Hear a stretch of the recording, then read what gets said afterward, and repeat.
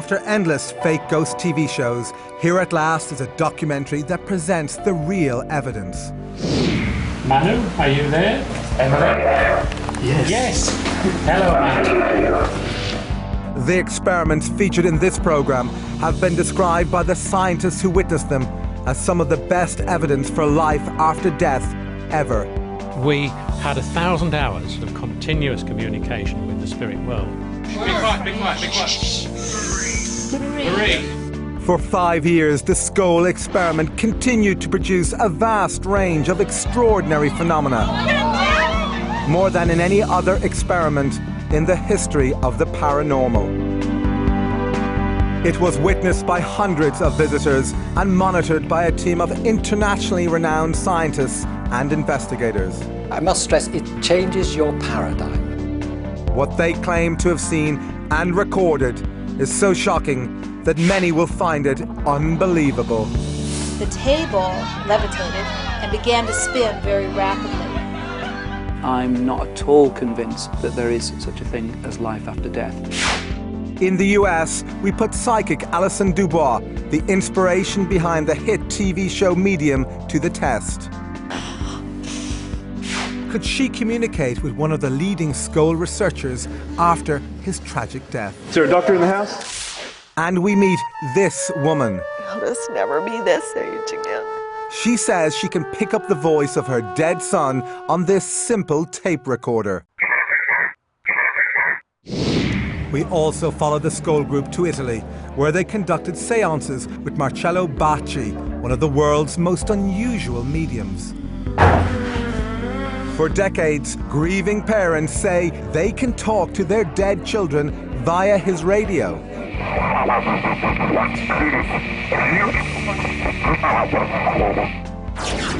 Although the experiments featured in this program provide scientific evidence for the possibility of life after death, most of the public know nothing about them.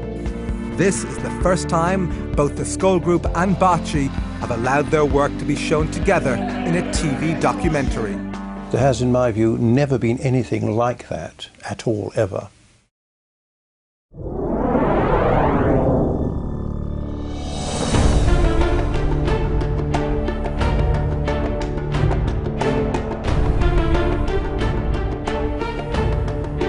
In the mid-1990s, in the tiny English village of Scole, one of the most remarkable experiments ever attempted in communication with the dead took place in the cellar of this house.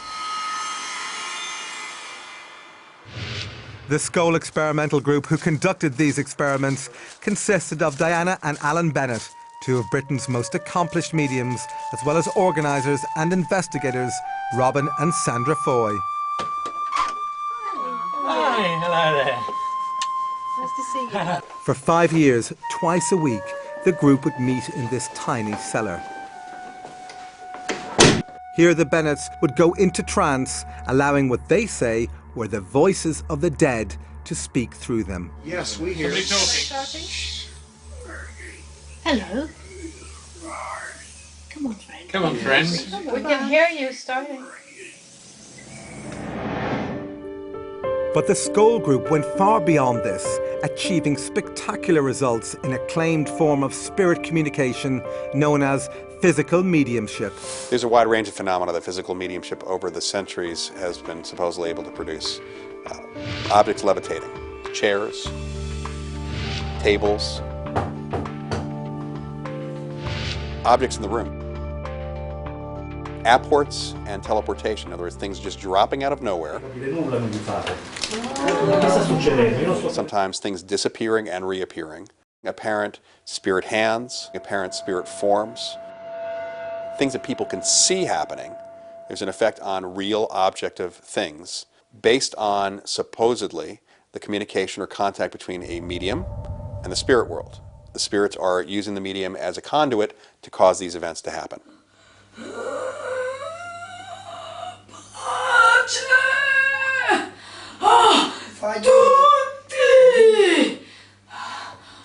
Physical mediumship is entirely different from mental mediumship because everybody that's present at the time can witness what's happening. Such as if a voice comes from mid-air, everybody can hear and converse with the voice. Very nice of you to have us here. If a spirit person manifests, everybody can see what happens. I think it's fair to say that when you have sittings with physical groups as successful as the Scole Group, you see miracles. You see things which cannot be explained under normal laws of science. Trying to communicate with the dead has been a lifelong passion for Robin and Sandra Foy. Today, they are among the world's leading experts in physical mediumship. What happened here during the Scole Experiment was very successful and a dramatic effort which proved conclusively to us that life goes on after we all die.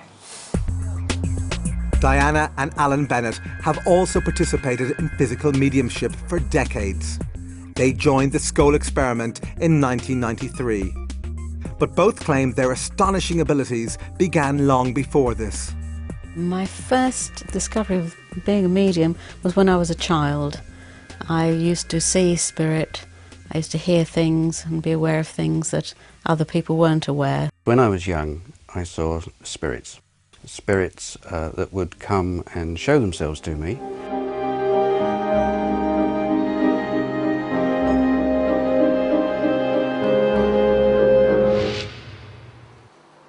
I think the greatest effort come from the spirit side. I mean, without them you can sit there and nothing will happen.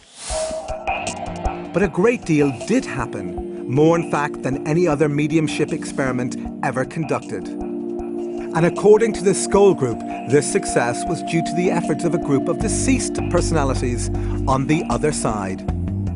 They called this group the Spirit Team. A spirit team was a team of spirit personalities who had lived a life on this earth. Several of them had been scientists whilst they were here. The Scole Group say instructions on how to conduct the experiments were received from the Spirit Team, speaking via the mediums. If you put your hand into the bowl, please. Some of the initial experiments involved photography. These began conventionally enough, with the Foys being told to load a film into a camera and place it on the table. But after this, things began to get very strange. We heard the camera moving round over our heads, clicking and being wound on by spirit. In total darkness, so that in reality, nothing should have showed up on the film. But when the film was developed, there were amazing pictures.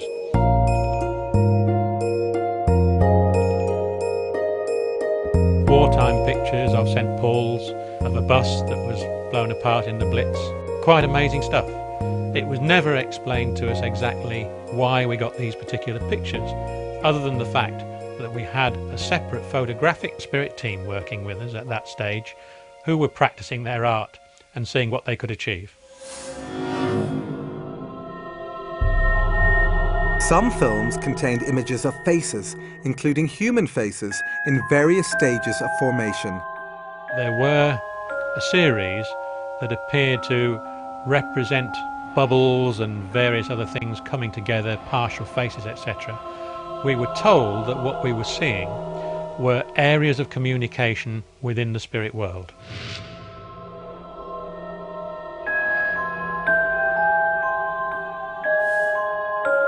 The Scole Group believed these faces were images of deceased people, which were somehow projected from the other side. To them, this theory was confirmed with the appearance on another Scole film of this blurry profile. Communicators through the mediums informed them that it belonged to a man named Kingsley Fairbridge, who had died in 1924. We were put in touch in a very obscure way with his daughter, who was happy to agree that that was a picture of her father.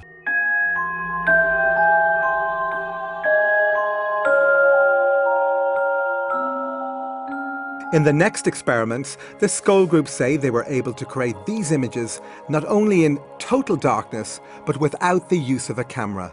We were asked by the spirit team to put a totally unopened Polaroid 35mm film just in its plastic container. If the spirit team felt that they'd achieved a result, we were asked to develop it. This could be done immediately in a special processing machine. You can imagine our surprise when we brought this film up, they'd never been opened, put it through the processor and viewed it, and there was images and faces and writing. How do you explain it was there, you know? In order to counter accusations that they faked these images, the group invited independent investigators to select the films. I checked the box, which was factory sealed, identifiable by the glue marks. He then broke the seal, signed the plastic film container and carried it into the session where it remained on the table. But could it have been switched? I'm 100% certain that the film I selected was the same film that was returned to me at the end of the session. The film was immediately processed in front of him. Halfway along the film, we could see a Latin statement. The spirit team had said that they'd worked on the film, and lo and behold, there it was.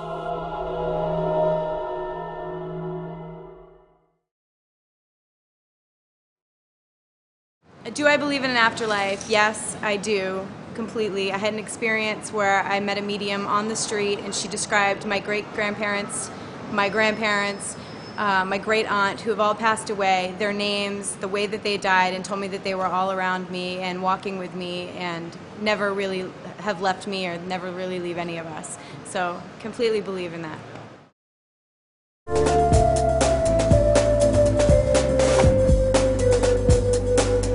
News of the remarkable events at Scole reached Italy, where the Scole Group travelled to meet one of the world's most unusual mediums. Marcello Bacci amazes visitors and scientific investigators who say they can hear the dead speaking through his old vacuum tube radio.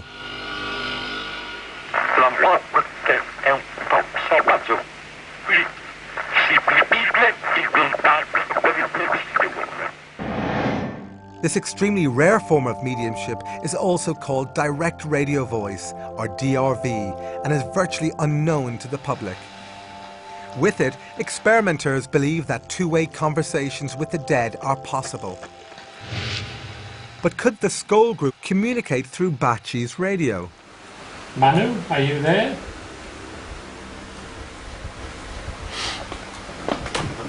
Emily? Yes. Yes. Hello, Manu. Thank you, Manu. After this, scientist Harry Oldfield, a colleague of the Scole Group, attempts further communication. We would like to ask the question of the appearance of your space. I can't really answer that. Can you tell something about Scole? Did I appear to be aware of what I'm doing in direct contact with them? Thank you. Will the work progress? Certainly. Thank you. This is what I needed to know. Experts say that Bacci's ability to invite the spirits to speak through his radio is usually so reliable he conducts regular sessions. This seems highly improbable, but these grieving parents don't think so. The walls are littered with pictures of dead loved ones. Parents clearly recognize the voices as belonging to their departed children.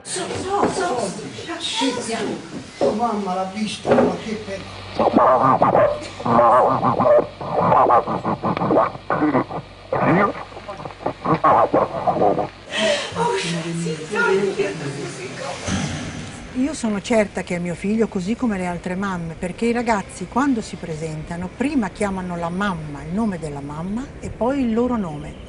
A parte poi che la voce è quella di mio figlio, l'ho già detto, quindi è inutile che lo ridica. Da non dimenticare, tuo figlio, è stato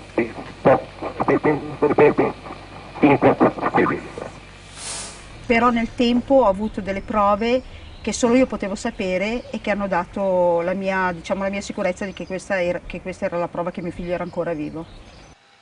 For the bereaved, it's an experience that rescues them from torment. La mia vita è la nuova vita, io dico sempre la vita di prima, poi si è fermata quando lui se n'è andato e ricominciata quando l'ho sentito, diversa.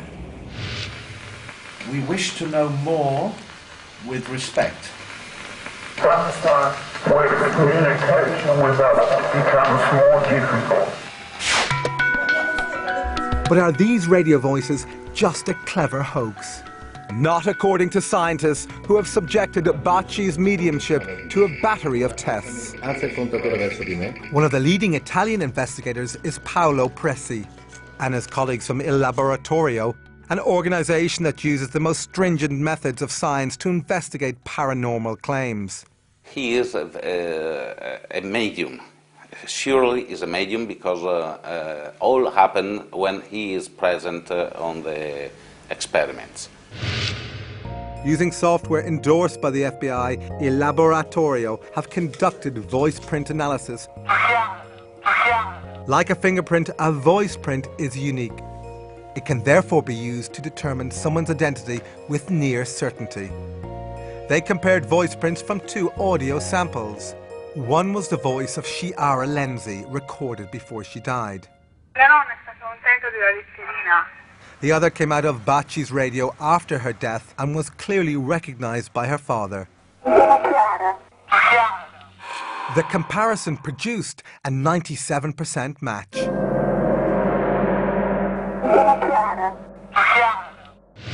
Despite this startling evidence, skeptics claim that the voices could be faked by transmitting them from a remote location. But Dr. Emanuele Toriello, who has been investigating Bacci for decades, believes this is impossible. Dr. Toriello was present during key scientific experiments that he says eliminated any possibility of remote transmission. One of the first of these experiments involved putting Bacci's radio inside a special device that shields it from all radio signals. Yet still, the voices continued. I couldn't be more excited. Second point, the radio was switched off, and though the voices were going through. The third and main point, that the tube or the valves of the radio were totally removed. Still the voice were going through. So you tell me how it's possible. Thank you for all your hard work.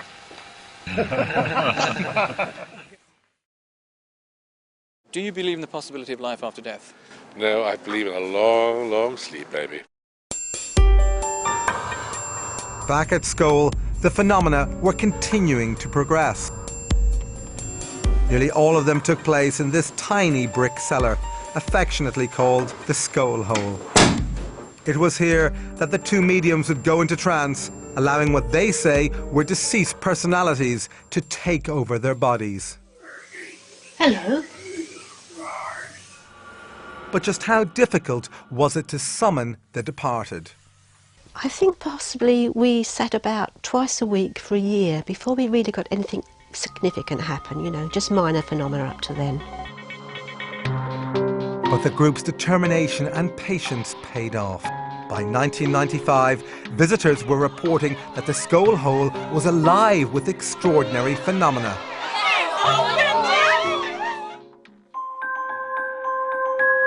According to the Scole Group, their spirit communicators requested that they place this empty glass dome on their table. The glass dome was very important to the Scole work. Creative energy stored in the dome and was used by the spirit team to produce the phenomena that happened at Scole. In this remarkable photograph, the energy can actually be seen radiating out from the dome. But since these phenomena are so unusual, the group knew that without careful independent scrutiny, their experiments would be dismissed as fake.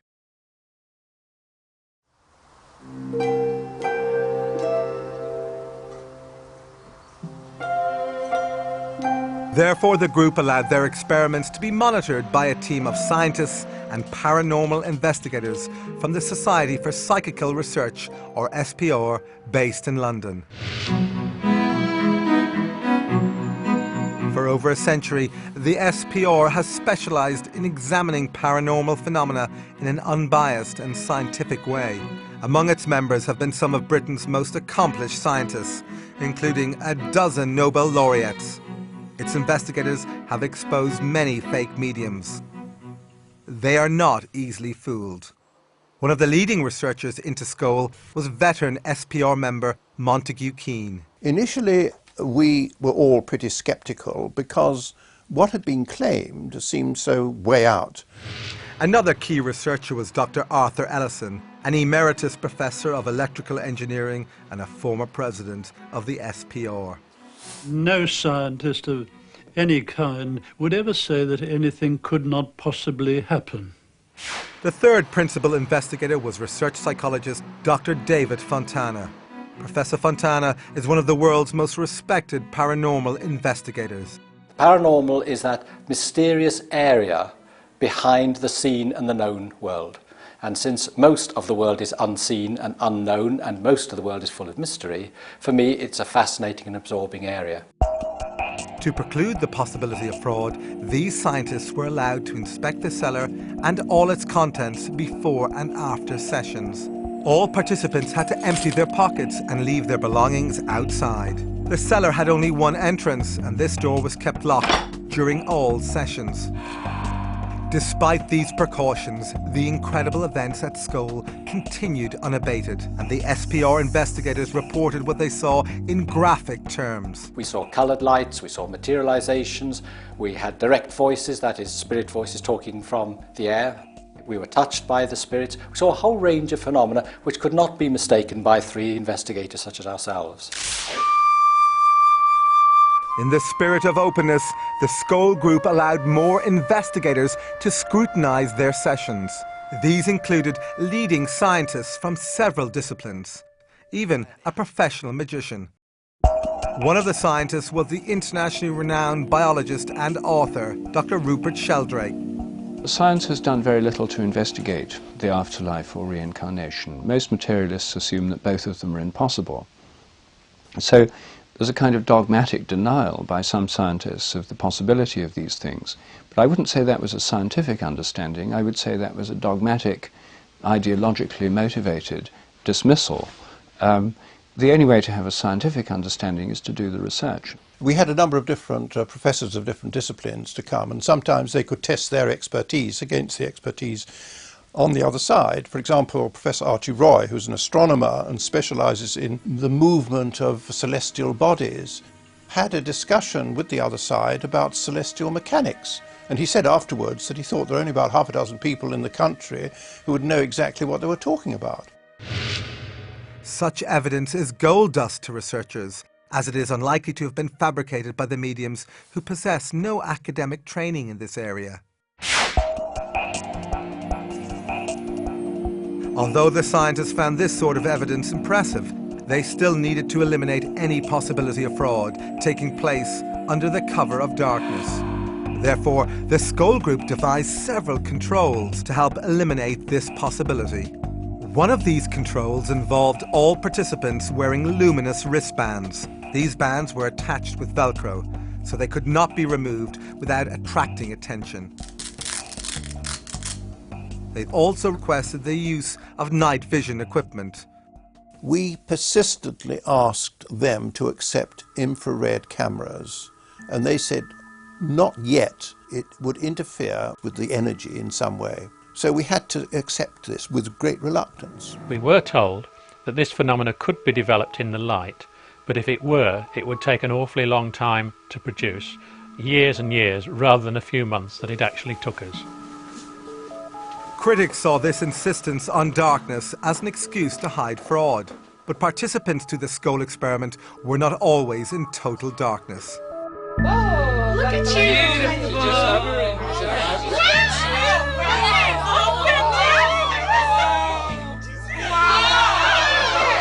There were various shapes, generally like a pea-sized light, and it had substance. They would come and sit on your hand, you could feel them. They were intelligently directed and intelligently moving, and would be responsive to our wishes, whether expressed or silent.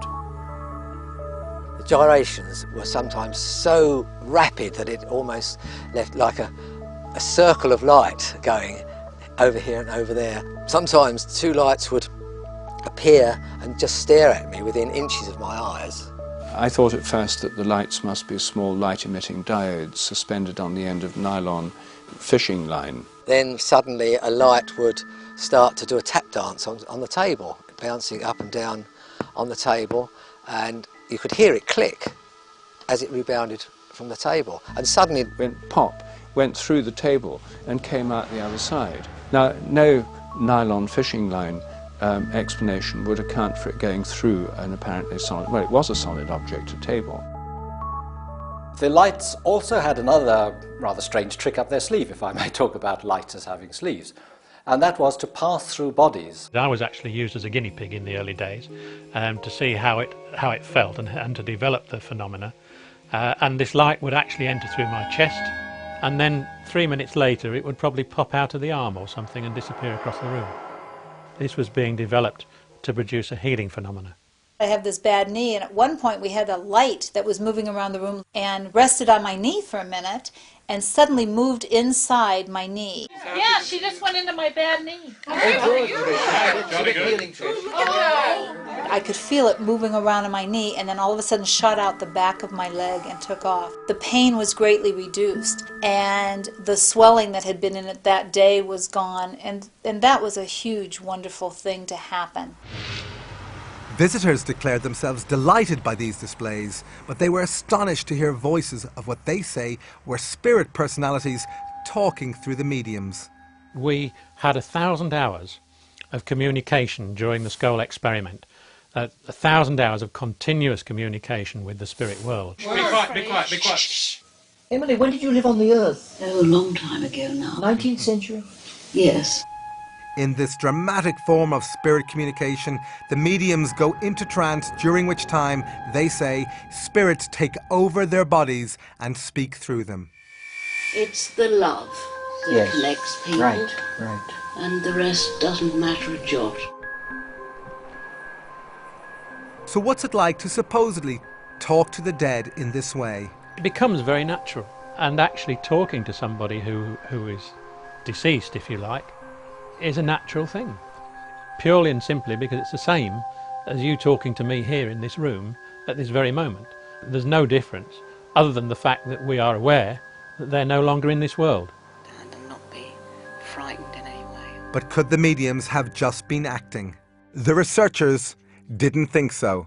The voices were quite different from those of the mediums themselves, and the personalities behind the voices were not only quite different, but were very consistent. Even the accents were. But it wasn't just the consistency of the accents that impressed the researchers. They reported that the personalities also remembered every detail of all conversations spoken to visitors over a 5-year period. Add to those skills the ability to read minds. This apparently occurred when a female spirit spoke to the group. She would tell us what was going to happen, she would comment on what we were doing, and sometimes what we were thinking. She would answer our questions quite frequently before we'd actually asked them, which was quite embarrassing sometimes. Thank you for your warm appreciation of what we're trying to do. This communicator identified herself as the spirit of a Mrs. Emily Bradshaw. And Mrs. Bradshaw, who was a very commanding figure, a lady of the upper class Victorian or Edwardian lady, or she sounded like that. We continue from our side of life to influence people still in the body. But what evidence was there that these voices were really from the deceased? We knew that we were communicating with deceased personalities because a number of people who communicated with us were able to be identified by independent witnesses at the time who could testify as to them being people they knew, evidence which couldn't possibly have been known by anybody else. But what's it like for the mediums to have these ethereal communicators speak through them? Those sensations become more and more intense and build up to a point where I feel the personality actually taking part of my senses over.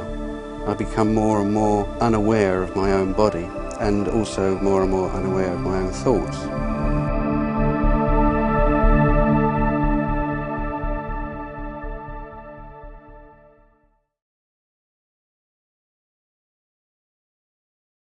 My mother died about 1.5 years before my father did, and 3 days before my father died, he saw a vision of my mother and was very disturbed when she suddenly disappeared. And I believe that his death coincided with that vision of her and wanting to see her again.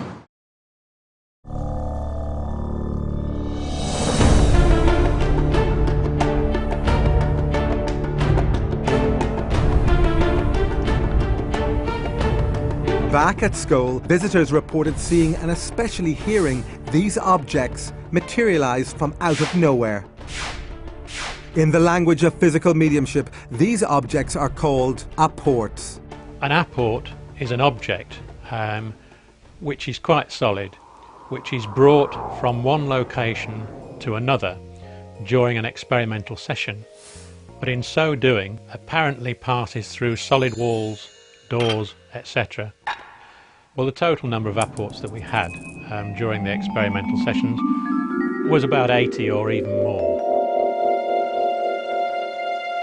Whilst we were sitting here, this object would arrive, just materialise, and arrive on the table. But as it arrived, that's the sort of noise it would make.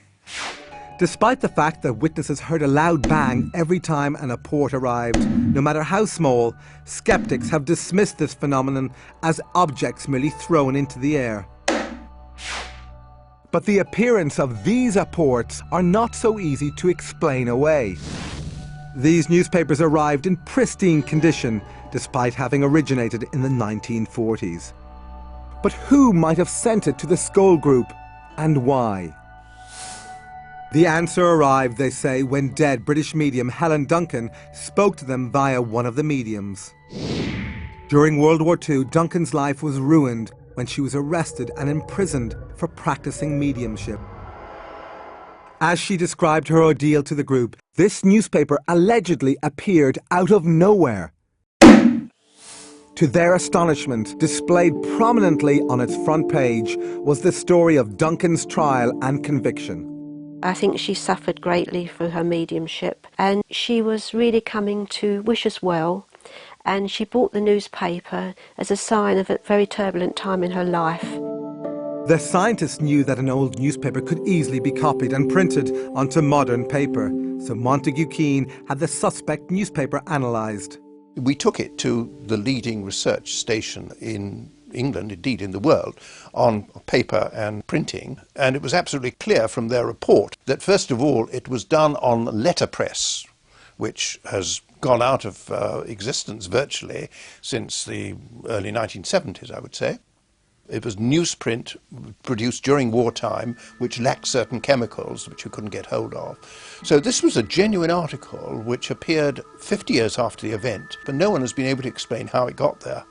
So where did all these apported objects come from? We were told by the spirit team that they were never stolen, but were basically objects that had been lost or discarded, or at one time been owned by the spirit personality that brought them for us.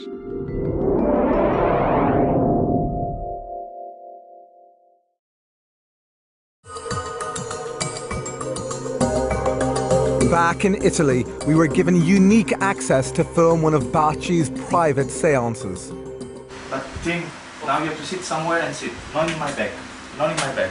Somewhere that you can, yes. Despite the loss of this camera, we were allowed to continue using this night shot camera to record the séance, which took place in total darkness.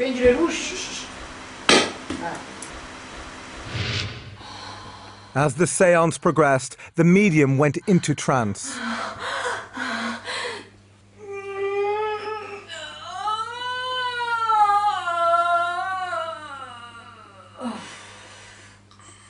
We were hoping to capture what visitors to Scole said they had witnessed, the levitation of solid objects.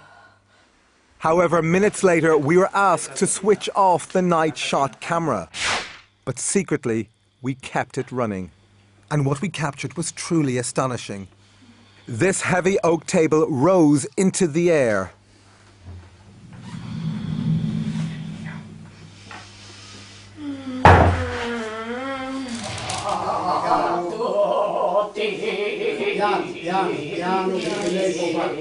But levitations were not the only phenomena we witnessed during these séances.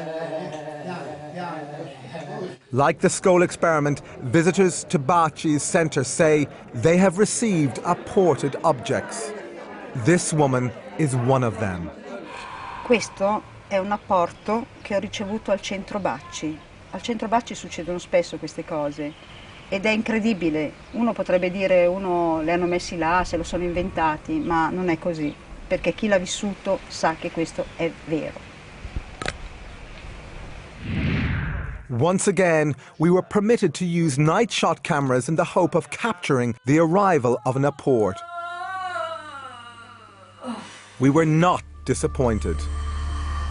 With the medium in trance, the camera crew were astonished when, out of nowhere, they felt these flowers falling on them. Che sta succedendo? Io non sto capendo nulla che mi fate.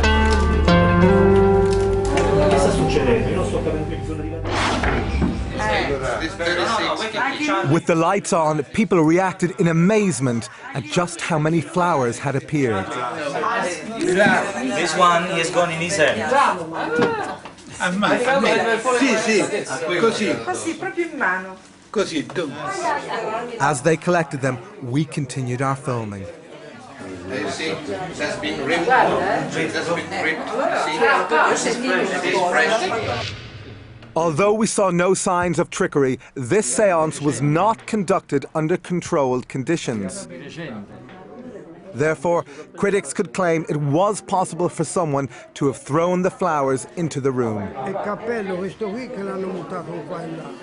But apports which have a specific connection to departed loved ones frequently appear at the centre. Connections that Bacci has no previous knowledge of. Sempre la prima sera mi è arrivato un apporto, una foglia di giada di questa grandezza, identica alla foglia che mio figlio aveva sulla tuta della foto che io ho portato quella sera per far conoscere mio figlio, ma che nessuno ancora aveva mai visto. Identica. This woman said that a single red rose was apported into her hand.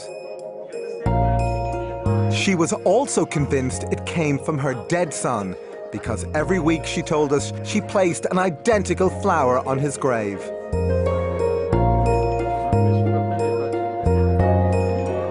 As impossible as it sounds, could this rose really have been sent from the other side?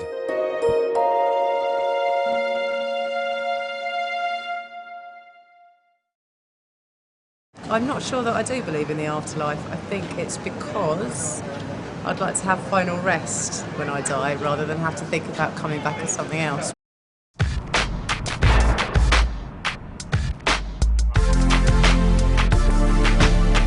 Back at Scole, the phenomena were continuing to progress. The scientists were about to experience something even more shocking.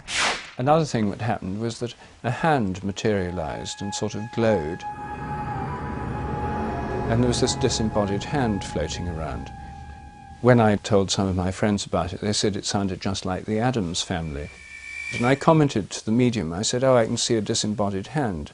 And she said, it's not disembodied. This was Mrs. Bradshaw, who was speaking through one of the mediums.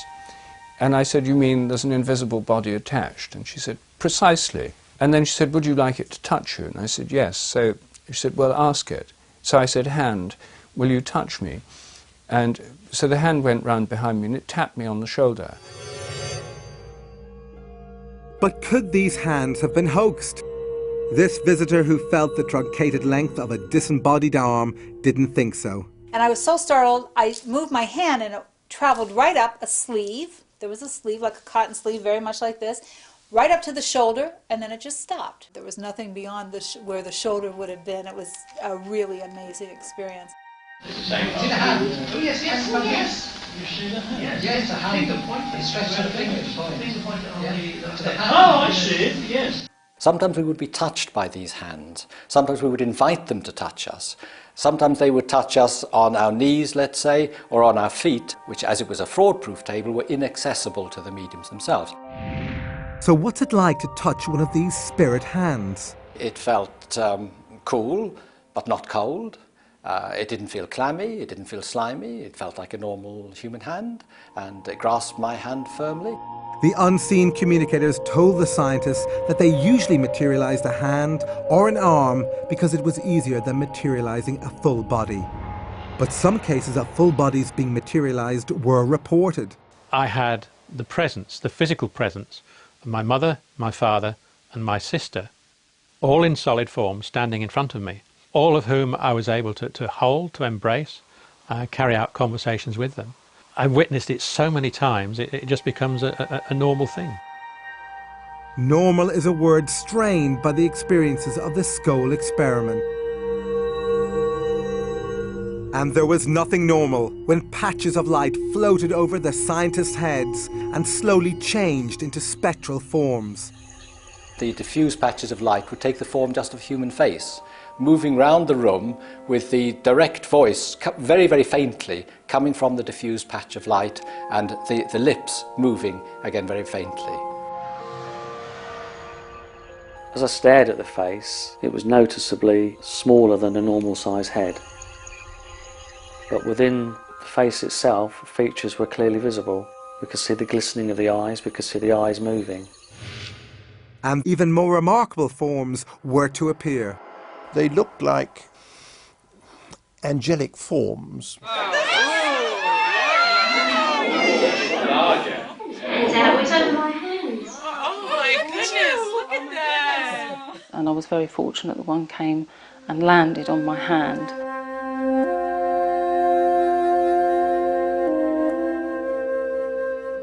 And just the energy that you felt from it when it connected with you was a lovely experience, and it just felt like an overwhelming feeling of love. These were great experiences, you see. Again, I must stress, it changes your paradigm.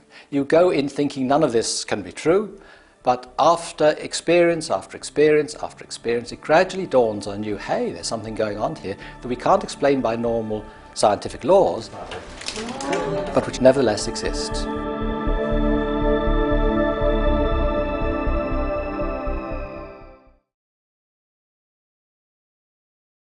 Years ago, I was staying in this very old inn, and I actually saw somebody come out from a wall and walk through and just disappear again. And I just believe there are people that are trapped between here and the next world.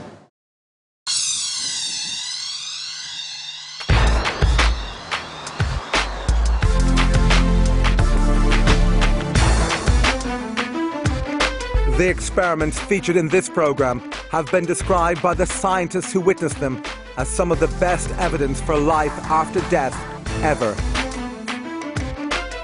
After 2 years of intense effort, the Scole Experiment began to produce more phenomena than in any mediumship experiment in the history of the paranormal.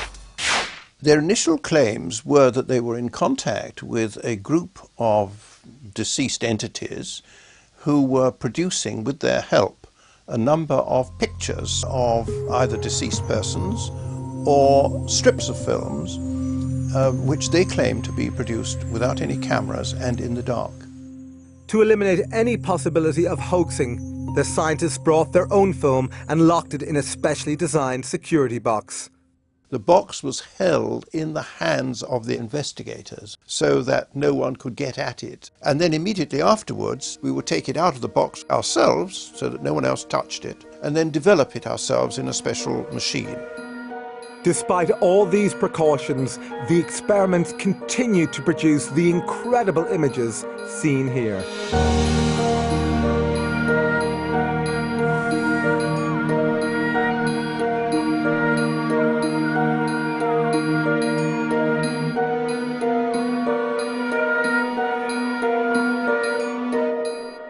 They were able to achieve whole lengths of film, sometimes up to as much as 4 feet, with various words, symbols, messages, all sorts of different things on that film. Other films contained poems in centuries-old German and fragments of Greek, Chinese, Hebrew, Latin, and even Sanskrit. The Scole Group were ordinary people with no knowledge of these languages.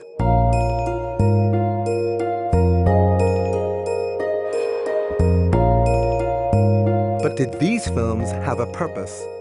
If dead personalities were producing these images, why did they apparently design some of them as complex puzzles? Providing something which is a puzzle, which is difficult to solve, is simply because it is difficult to solve. It isn't readily available. It can't be easily attributable to the person sitting around the table. Despite lengthy investigations, the possible authors of some of the films, like this German poem, proved impossible to trace. But others were easier to track down. This one contains a poem by Frederick Myers. Intriguingly, Myers was one of the founders of the SPR and a passionate researcher into the evidence for life after death. Before he died in 1901, he promised his colleagues at the SPR that he would try to communicate with them from the other side. Could this film actually represent evidence of the afterlife sent by one of its greatest investigators? Mostly the researchers were unclear as to who might have created these films. However, there were clues as to who the ghostly authors might be in the form of initials or signatures. For example, in this film, the signature appears to belong to the dead singer and actor Ivor Novello. This was received on one of the Scole films. Compare it to Novello's actual signature. Investigators say these images were created in total darkness. But how? I think that those pictures can be explained only by imagining that the spirits can project their recollections and images onto a film in some way we can't begin to understand. The only alternative explanation is they are all fakes, and I don't believe that there's evidence that that is the case. Although the mechanism for their creation remains a mystery, investigators concluded they were unique. As far as the photographic evidence is concerned at Scole, the strips of film, there has, in my view, never been anything like that at all, ever. As far as I'm aware, I don't think there is any scientific evidence for life after death.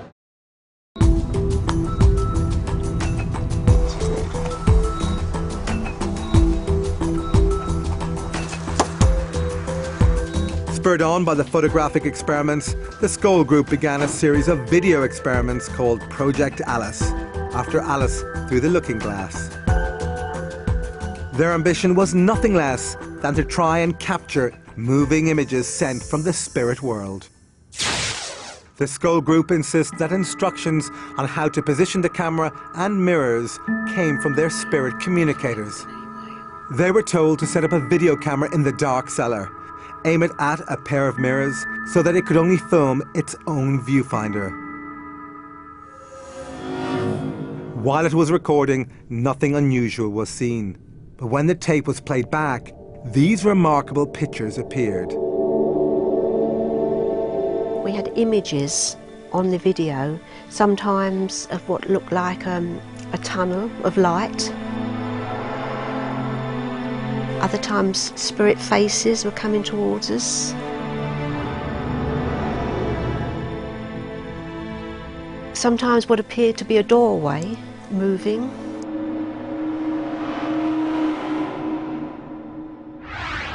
Skeptics claim these images were created by video feedback, occurring when a camera records its own output.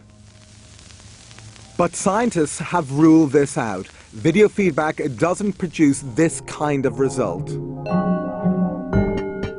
As to what these extraordinary pictures represent, we can only guess, since their meaning was never explained to the Scole Group.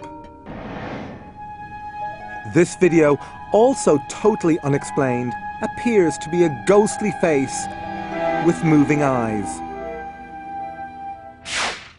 Later, a few video experiments were attempted in full light. Again, nothing unusual was seen during the recording. However, on playback, this unworldly figure appeared.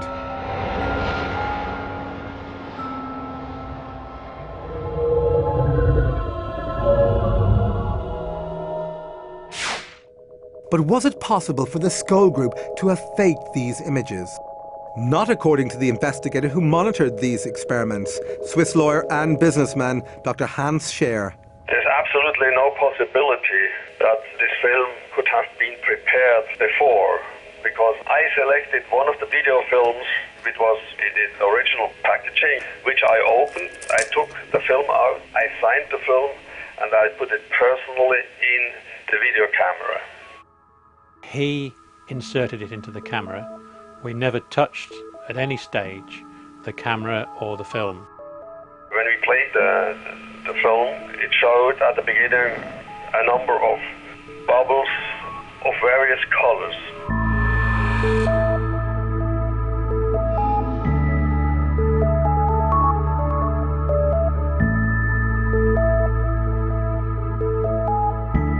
But there was one particular bubble on there in which the face of a person appeared, and it was a man with spectacles. Although Dr. Scher did not recognize this face, the Scole Group thought it might have belonged to someone who was trying to communicate with him from the afterlife.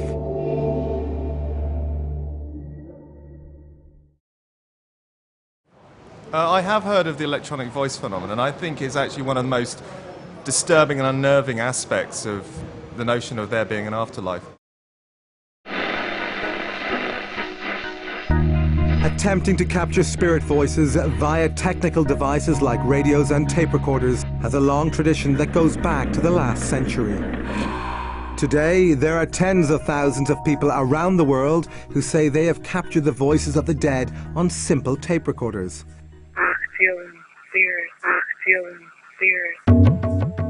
This is known as the electronic voice phenomena, or EVP, and was recently popularized in the Hollywood blockbuster White Noise.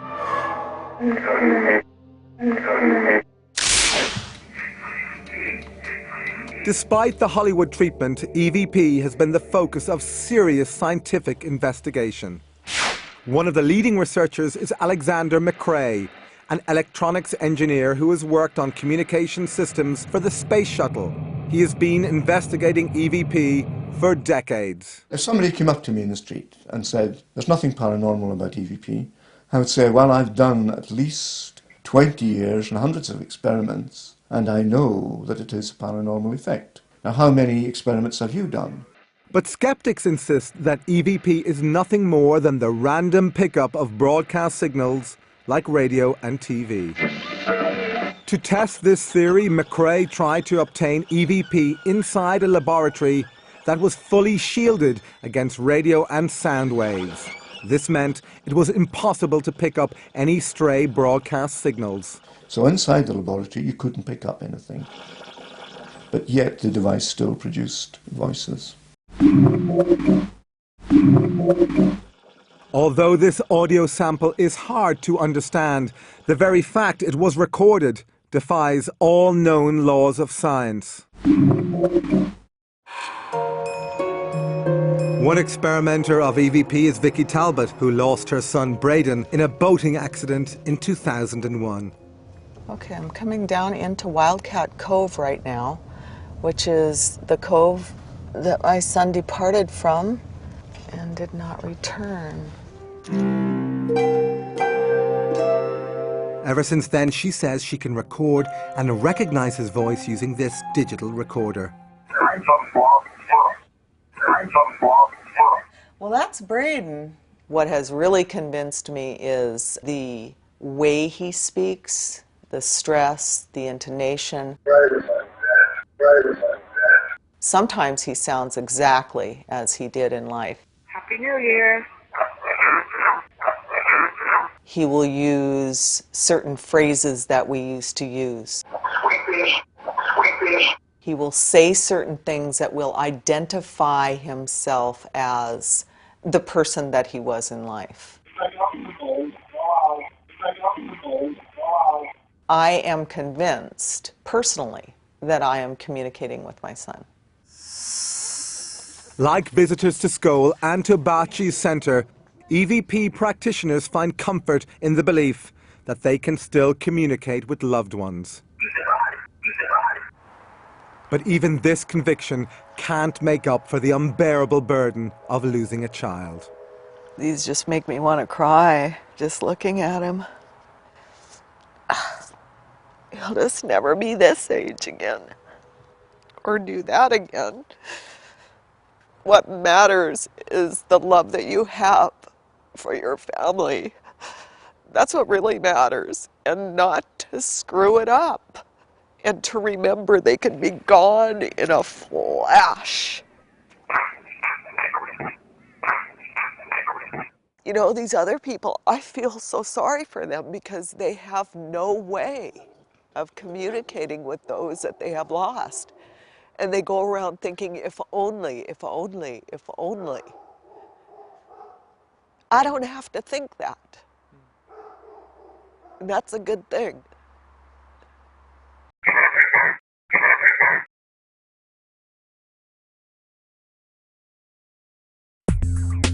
Although EVP provides some comfort to the bereaved, practitioners say that the voices are often unclear, always one way, and frustratingly short.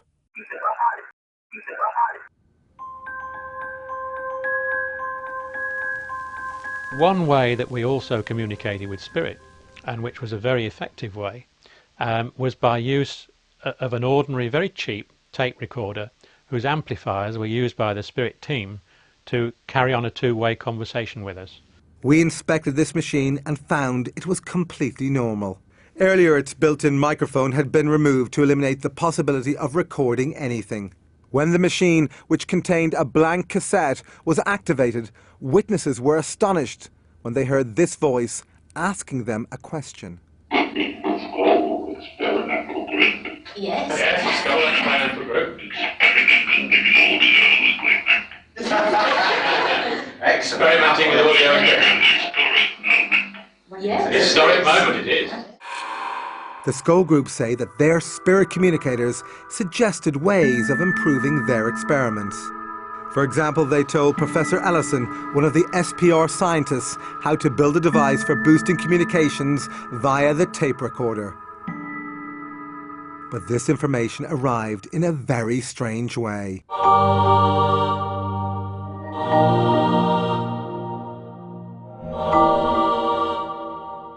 These images appeared after an unexposed film locked in the security box was later processed by the scientists. The scientists speculated about who was providing this technical information. Then initials at the end of the film seemed to have solved this mystery. I wrote to the Edison Memorial people in America, and they sent me a copy of one of his letters which contained his initials, which looked almost identical to the signature on this film. This matching set of initials convinced the researchers it was Thomas Edison providing this information. Not only was Edison the world's most famous inventor, he also had an enormous interest in the possibility of an afterlife. His intention to build a machine that could communicate with the dead made headlines around the world, but he died before being able to build it. Is it possible that through the Scole Group, he finally achieved this aim?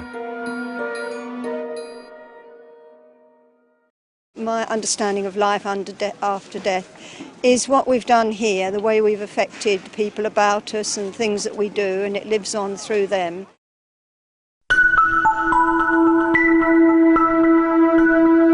Spirit voices speaking through the mediums. Spirit communication written on sealed film in locked boxes. All these incredible phenomena. But could the scientists have been tricked? Skeptics are often unaware of the amount of experience and the amount of knowledge that goes into investigations of this kind.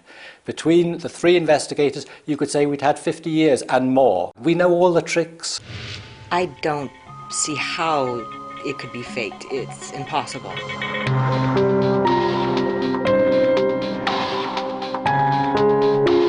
Nevertheless, was it possible for the Scole Group to have perpetrated a massive hoax? These things are so extraordinary that when one tells them to people who've not had the experiences themselves, they think, oh, it must be trickery. And the challenge then always is, okay, you duplicate it.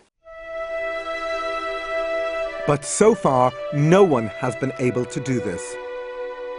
Nevertheless, critics still claim that the events at Scole were produced by the kinds of conjuring tricks used by stage magicians and entertainers. You find them You found them in this manner, like this, you see. Because professional magicians learn all the skills of illusion and misdirection, Be genuine. I'm not going to show you how it's done, because if I showed you how it was done, you'd tell everybody else. they are also well qualified to detect this type of fraud. Hey, presto. With that in mind, James Webster was invited to scrutinise a number of Scole sessions. Webster is a member of the Magic Circle in Britain and has been a professional magician for over 40 years. Well, I had an opportunity to view the cellar.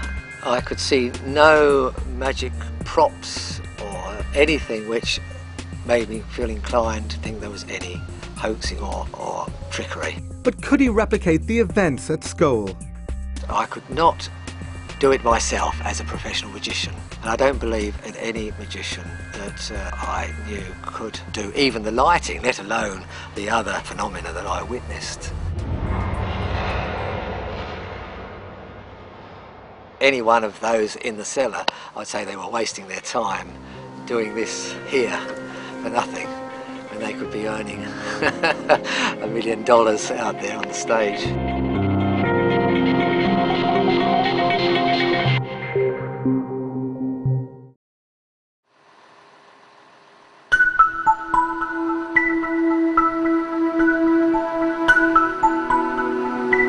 In 1999, after an exhaustive 2-year investigation, the investigators published their conclusions in the SPR's official proceedings. They were looking for evidence of a hoax. They sifted evidence for signs of fakery. But did they find it? If you take all the phenomena within the whole of the Scole experiment over 2 years while we were there, I would say that the possibility of fraud and faking was nil. Although the Scole report includes theoretical discussions about how individual phenomena might have been faked, the chief investigators concluded that events at Scole cannot be explained either by known scientific laws or by trickery. But psychology professor Chris French, the co-editor of Skeptic magazine, remains unconvinced. There's lots of claimed evidence for life after death, coming from lots of different sources. The debate should be about the quality of the evidence. At the moment, on the basis of the available evidence, I'm not at all convinced that there is such a thing as life after death. I think the skeptics regard the possibility of the survival of human consciousness as inherently so impossible that anyone must be rather crazy to believe it. But when you look at the evidence, you have to ask yourself whether you'd be even more crazy not to believe it, or to find some alternative explanation which makes any sort of sense. And I haven't found one.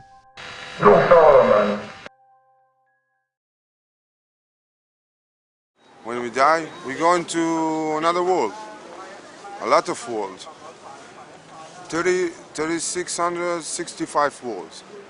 How can you be so specific? Because I read it in the Bible.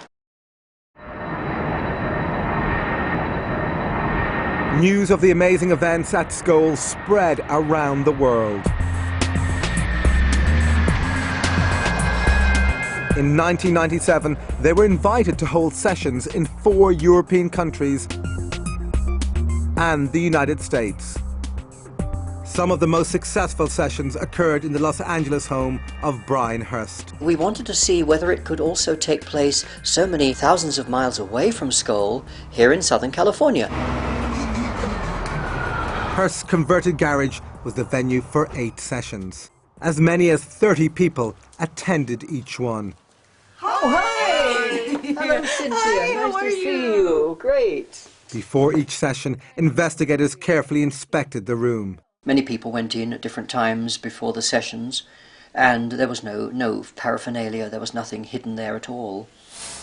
Despite being interviewed a decade after the Scole experiment, these witnesses are still profoundly moved by what they saw. There was so much phenomena going on, it was really overwhelming. As with most sessions, visitors began by sitting quietly in total darkness. Then they started hearing the voices of the spirit team speaking through the mediums. Be quiet, be quiet, be quiet. Marie. Then the darkened room burst into life. Is that cool? Look at that. That is awesome. Wow. It's like a firefly. Like fireworks. Wow. And then it would go up to the rafters of the garage and come down and thunk hard like a big rock hitting the table and then disappear. Just gone through the table. As well as these amazing balls of light, furniture in the room began to move. We had a table in the center of the room that had crystals on it. It's moving. The table is indeed levitating. The table levitated, was turned on its side, and began to spin very rapidly. The crystals never fell off.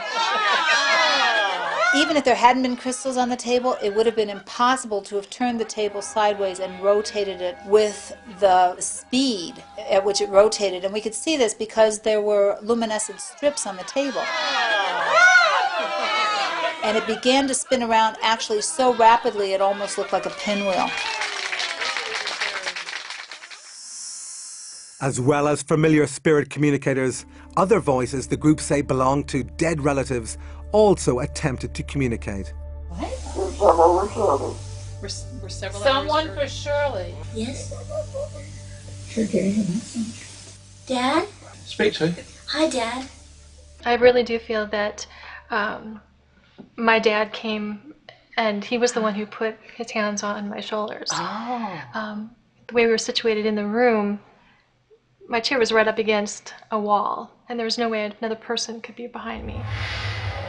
Then another hand appeared in front of them. But who did it belong to? There was a particular communicator called Reg Lawrence, who was an engineer in his lifetime and who became very expert at producing voices from midair. Hello, Red. Hello, Brian. Very nice of you to have us here. He just touched my hand. Oh, Yes. Oh, he's stroking it. It's slightly cold, but it's flesh. He's shaking my hand. Oh my God. Reg, you've made my year. You make mine. As usual, Lawrence did not communicate through the mediums. Instead, the group could hear his voice projected from different parts of the room. Some of the voices were moving around the room, even high up in the rafter area, that somebody would have had to climb up on a ladder to get up there, and there's no way that was happening. The spirit team also came to be regarded as healers by the participants. Has it gone inside you, that light? It's in my chest right now. So it's right there around my heart, and I have a little bit of a heart problem. I was diagnosed with cancer, and a very fast-moving, dangerous cancer. I sat with Scole, and probably 2 to 3 weeks later, I had biopsies again, and they came back completely negative. All of the visitors attending the LA session said the experience changed their lives forever. When you walk out of that room, you definitely feel like you've been exposed to something very extraordinary. We actually saw the spirits. And that's got to be positive evidence for survival. We do live on after death. They certainly proved that to us that night. Being survived in Auschwitz, and also my parents were killed in Auschwitz, including my 11-year-old brother, who was killed on arrival with my parents, and I just cannot accept it that that should be the end of them.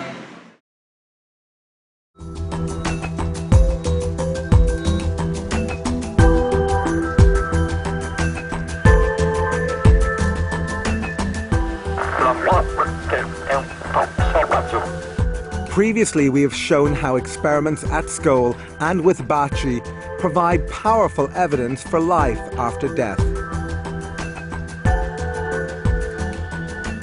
But some researchers think there may be another possible explanation.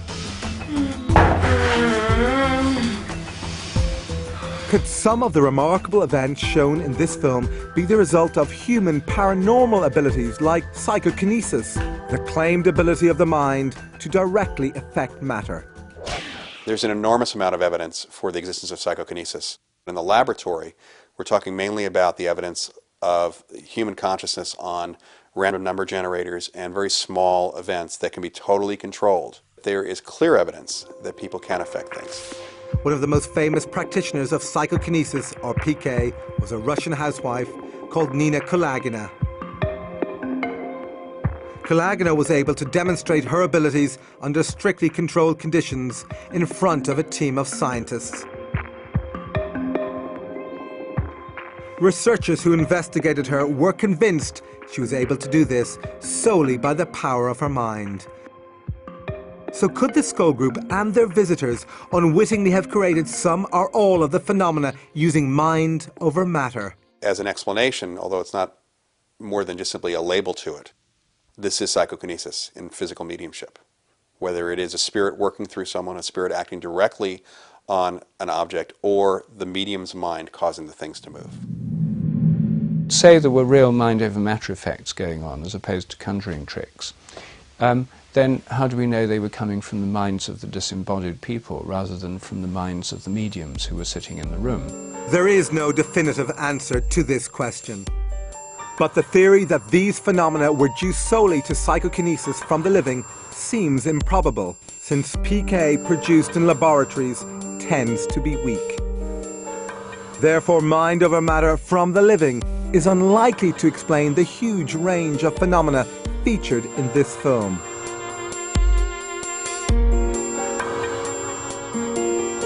Emily, when did you live on the Earth? Oh, a long time ago now. 19th century? Yes. We simply have a number of clues of information which was extremely unlikely to have derived from the subconscious mind or the conscious mind of the medium. And the more impressive those are, the less likely it is that you can say that this is an aspect of mediumship. And the more likely it is, it's an aspect of discarnate communication.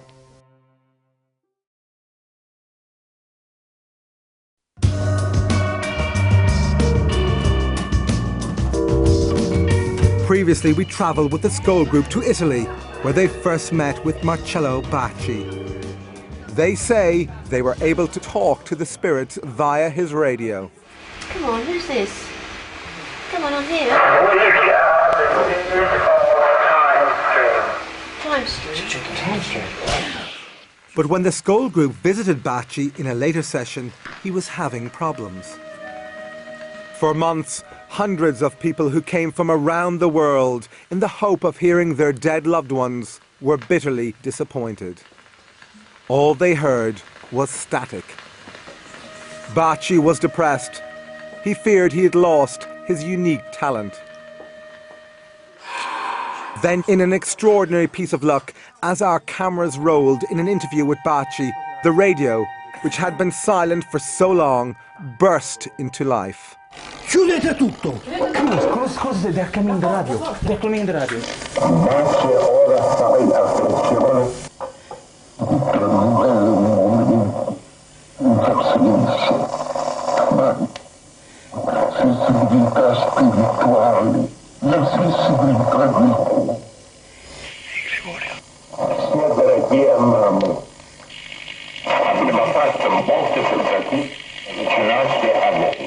Grazie Gregorio, però ci sono, vi prego, stasera sapete. Bacci's drought was over. When the radio voice stopped, there was celebration. Mamma mia, mamma mia che gli hanno detto. Bacci felt he'd regained his ability to communicate with the spirits. But then joy turned to disappointment as he thought he had failed to record the voice. Madonna, non è partito. No. No, era partito, l'ho spento io, vai. L'ho già messo indietro. Ah, te? Mi fa sì. Poveretto, l'ho messo io poi, dico, ma l'ho messo io indietro. Once the recording was transcribed, Bacci told us the voice belonged to a spirit called Gregorio, a Catholic friar who had died many years ago. Later, independent researcher Dr. Toriello read the last part of this ghostly message. Man, he passed his time just deceiving himself, okay? But when all of you will be here, where we are, okay? Then you will find the answer to all your questions. I'm sorry, I cannot say more.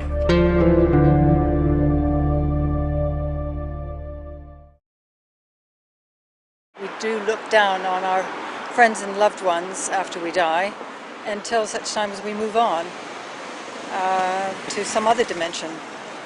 I think you can think what you like, really.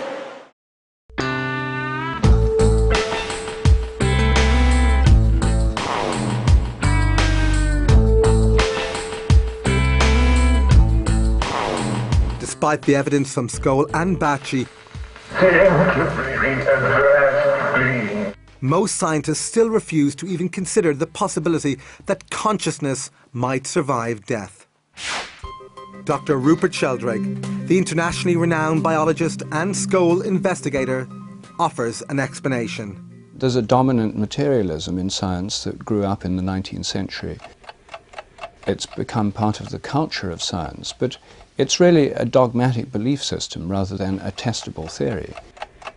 What this means is that scientists have become completely focused on the things they can both measure and replicate in labs. Within science, based on a materialist point of view, the mind is the brain. So anything that suggests the mind might be more than the brain goes against the theory, and therefore most scientists don't want to know about it. Another prominent scientist not convinced that consciousness is solely the result of brain activity is Dr. Charles Tart. But that's just a small part of the spectrum. Dr. Tart is Emeritus Professor of Psychology at the University of California and a leading researcher into the evidence for life after death. The idea that survival of bodily death is impossible and that we're nothing but our brains and bodies is really a function of an outmoded view in science, a Newtonian worldview. Now, the Newtonian worldview works very well for everyday events, but one of the most interesting things about modern science, especially when you look at stuff like quantum theory, is that the world is far more mysterious than we think.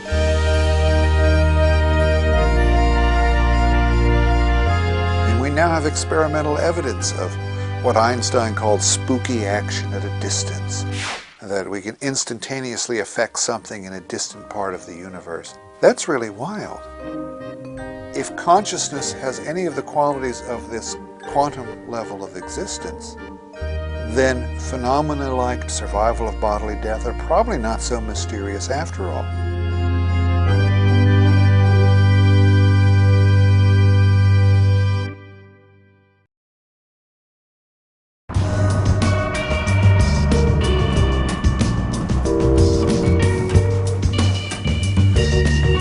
But could quantum theory explain one of the most shocking experiments conducted at Scole? This particular experiment was perhaps the most important experiment of the whole series.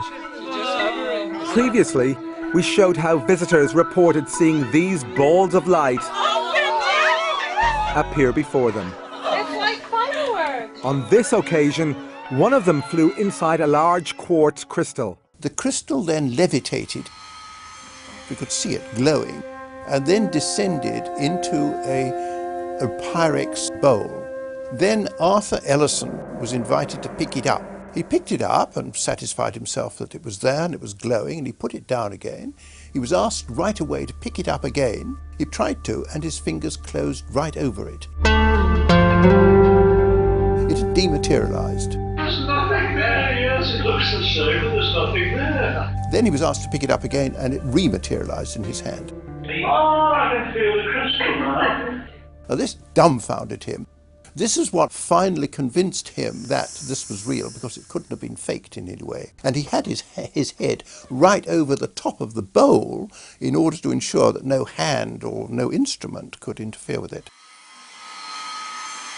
Of course, we were totally amazed by this. Things do not materialize and dematerialize. This is against all the laws of nature. We are trained scientists, of course. We know how the world behaves, and it doesn't behave like that. Well, you really think what we're experiencing now? Yes, absolutely.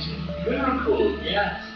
But what does this remarkable demonstration tell us about what might happen after death? The spirit team told us that the experiment with the crystal in the bowl gave a good example of what happened when we die, in that the essence of the crystal remained even when the physical part of the crystal had been removed.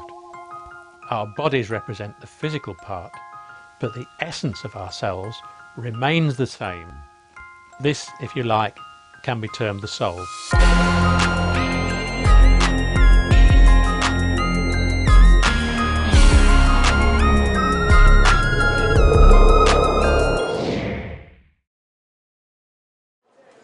believe in the possibility of life after death? What do I think would happen after? I don't know. I just don't know, do you?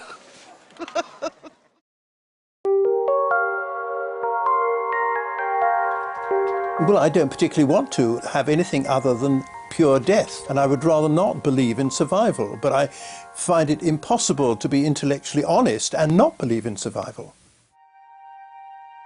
Tragically, during the production of this film, Montague Keen died. But this gave us the opportunity of testing whether or not he actually got his wish for oblivion. This came in the form of Alison Dubois. Dubois has become one of the most famous mediums in the world after her abilities were dramatized in the hit TV show Medium. That's huge. When things come through that strong, Huge. I can't get out. We visited the University of Arizona, where scientists were testing the abilities of America's top mediums. Here we challenged Alison Dubois to contact the spirit of Montague Keen. It's not the same as when you're alive. She was able to conduct her mediumship in full light, in front of the camera, with two researchers seated behind, asking questions. Do you have any idea who this person is? Dubois wasn't given any information about Keen. The only thing she was told was the first name of Keen's widow, Veronica. The fact that he gets to still be here around the people he loves is huge to him. Although many of Dubois' statements were vague, some were astonishingly accurate. He went down at a podium, or no.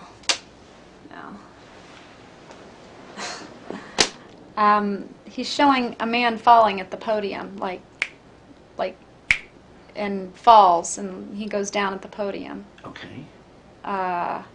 This is important. It's like an assembly. On the night of his death, Keen was taking part in a debate at the Royal Society of Arts in London. While defending his position, his voice faltered mid-sentence, and he died. Many distinguished scientists spent many years. Take a rest. No, I don't even know what it means. I mean, he's making me feel like either he had a heart attack or his breath was taken from him, but he's showing him knees buckling and going down. Is there a doctor in the house? People jumping up, like everybody rising. He goes down and they go up. Right.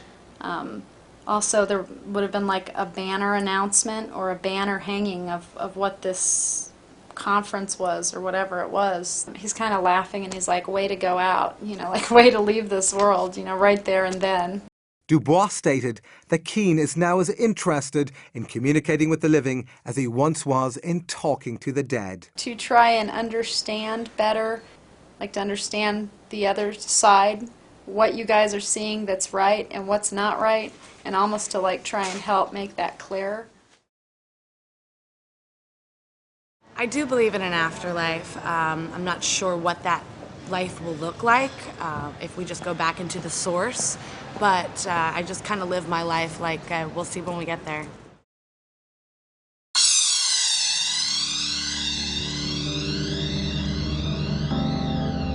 Although some researchers continue to question whether the experiments featured in this film represent convincing evidence for an afterlife, for the leading investigators and participants, there is little doubt it does. We actually saw the spirits.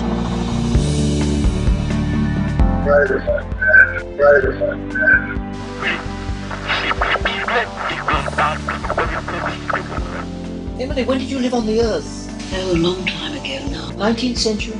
Yes. Come on in. I think we were pushing the barriers further than they'd ever been pushed before, and I think we just got to the stage where at that time we couldn't go any further. In 1998, after 5 years and 500 sessions, the Scole Experiment finally came to an end. The Scole Experiment may be over, but today, in Italy, grieving parents continue to report hearing the voices of their dead children on Baci's radio.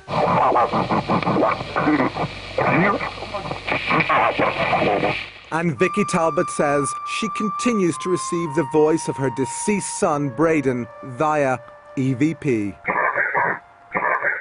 But the debate about the authenticity and significance of this evidence continues to rage. Now, according to science, when you physically die and when your brain stops functioning, that is it. That is the end. The experiences that I've had have convinced me that it is very difficult to explain any of these things by an alternative explanation to that of survival.